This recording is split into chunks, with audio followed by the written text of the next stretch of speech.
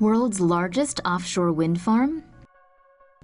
A sandbank in the North Sea could be home to a vast offshore wind farm by 2027, possibly the world's largest. A Dutch company is planning to build a massive offshore wind farm on Dogger Bank in the North Sea, which will include an artificial island equipped with a runway, harbor, and other facilities. The turbines harness wind energy to generate alternating current, which will be sent via cables to the island. There it will be converted into direct current to avoid incurring power losses when it's transmitted to the UK, Belgium, the Netherlands, Germany, Denmark, and Norway. The current largest offshore wind farm, the London Array, can produce 630 megawatts of power.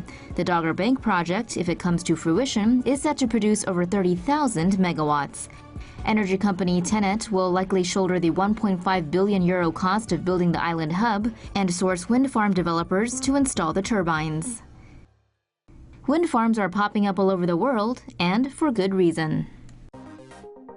Japanese engineer develops turbine that loves typhoons. A new type of wind mechanism being developed in Japan is designed to not only harness power from the wind, but also to be particularly effective during typhoons. A typhoon turbine created by a Japanese engineer consists of 3 vertical blades and a central rod. It has an omnidirectional axis so that it can respond to wind coming from every direction. The turbine makes use of the principle of the Magnus effect. Air curves when passing by a rotating object, and the downward deflection of the airflow produces a lifting force that counteracts the force of gravity, enabling the object to remain airborne. The blades are controlled by the central rod, which can be tightened to slow down or stop the blades completely, regardless of the external forces. Under normal circumstances, the typhoon turbine can achieve about 30% efficiency, while a conventional wind turbine can achieve 40%. However, conventional wind turbines can be damaged by typhoons, while the typhoon turbine would still function normally in a large storm. The designer of the typhoon turbine believes a single typhoon would be able to generate enough energy to power Japan for 50 years. According to the Japan Guide, about 7 or 8 typhoons pass over Okinawa Prefecture each year, with about 3 hitting its main islands. If the typhoon turbine is proven to be functional under extreme weather, then Japan could harvest a significant amount of energy to power itself for a long time. Plan for the world's largest floating wind farm gets the green light. Scotland's notoriously strong winds could pan out to be a blessing in disguise after the Scottish government recently approved plans for a floating wind farm.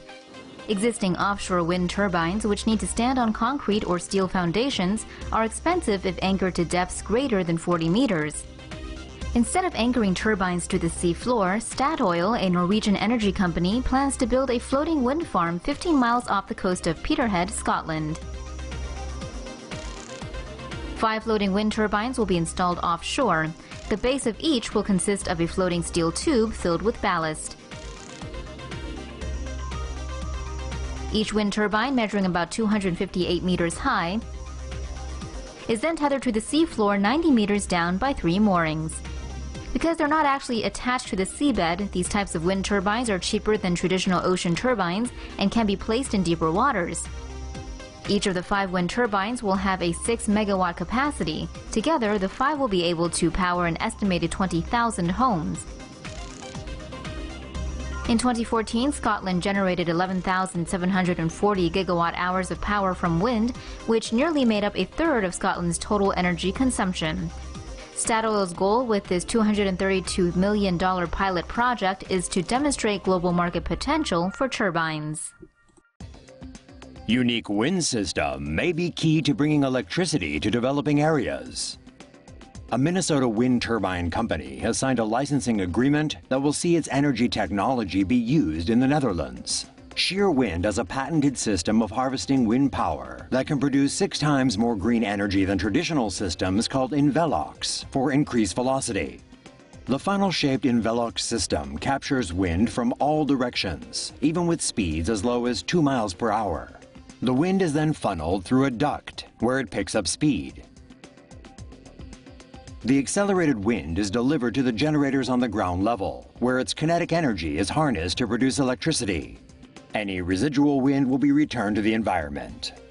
Unlike conventional turbines, Envelox keeps its generators on the ground rather than on top. This allows it to produce 600% more power.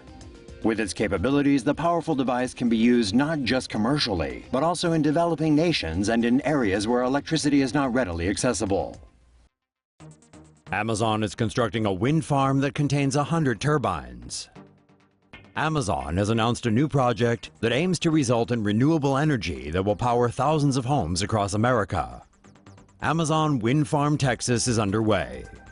The diameter of each wind turbine will be 2 times the wingspan of a Boeing 747 plane.